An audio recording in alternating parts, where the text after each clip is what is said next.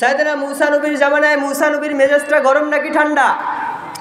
সাইয়েদনা মূসা নবী একবার রাস্তা দিয়ে হাঁটছে, পয়গম্বর মূসা দেখলো রাস্তার কিনারে একটা পাথর পড়ে আছে, পাথরটা কান্না করে। পাথর কি কথা বলতে পারে নাকি? কথা বলেন, পাথরের কান্না শুনেছেন নাকি কখনো? পাথর কান্না করতে পারে না, তবে আমার আল্লাহ যদি চাই তাহলে পাথর কথাও বলতে পারে, ঠিক কি না? সাইয়েদনা মূসা লক্ষ্য করে দেখলো একটা পাথর কান্না করে। মূসা নবী বলল, ও পাথর, তুমি কান্না কেন করো?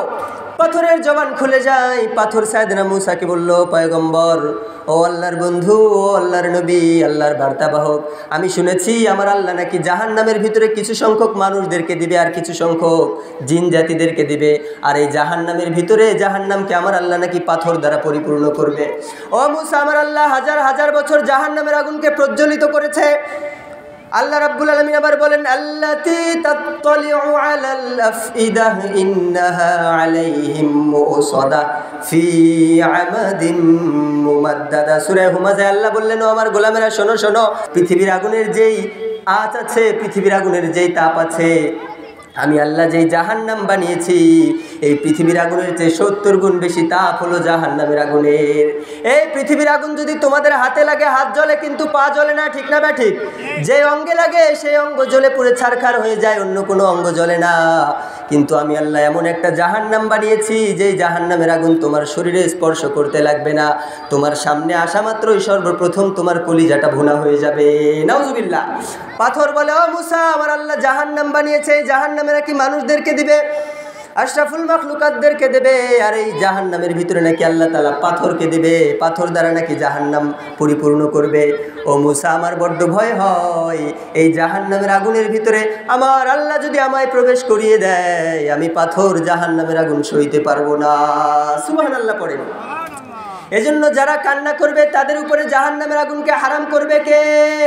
পাথরের কান্না দেখে সাইয়েদনা মূসার বড্ড দয়া হলো, বড্ড করুণা হলো, বড্ড মায়া হলো। মূসা নবী আল্লাহর কাছে দোয়া করলেন, ও আল্লাহ, এই যে একটা পাথর তোমার জাহান্নামের আগুনের ভয়ে কান্না করে, পাথরের তো কোনো অন্যায় নাই, পাথরের কোনো পাপাচার নাই, পাথরের কোনো অপরাধ নাই, পাথরের কোনো সীমালঙ্ঘন নাই, এরপরেও পাথরটা কান্না করে। ও আল্লাহ, আমি পয়গম্বর তোমার কাছে দোয়া করি, এই পাথরটার উপরে তুমি জাহান্নামের আগুনকে হারাম করে দাও। আল্লাহ বলল, ও মূসা, তুমি সাক্ষী থাকো, আমি আল্লাহ কথা দিলাম আমার জাহান্নামের আগুন এই পাথরটাকে কখনো স্পর্শ করবে না। সুবহানাল্লাহ পড়েন। এই জাহান্নামের ভয় আমাদেরও কান্না করার দরকার আছে না নাই?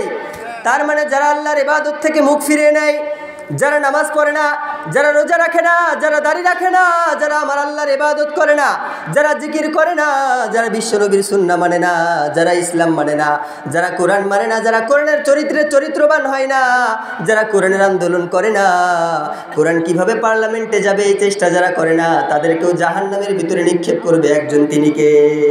এজন্য রাব্বুল আলামিন বলেন, ইন্নাল্লাযীনা ইস্তাকবিরুনা আন ইবাদাতি সায়াদখুলুনা জাহান্নামা দাখিরিন।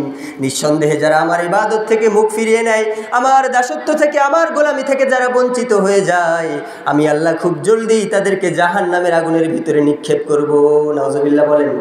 এজন্য যারা ইবাদত করবে তাদেরকে জান্নাতুল ফিরদাউসের মেহমান বানাবে কে? আর যারা ইবাদত করবে না তাদেরকে জাহান্নামের কীট বানাবে একজন, তিনি কে?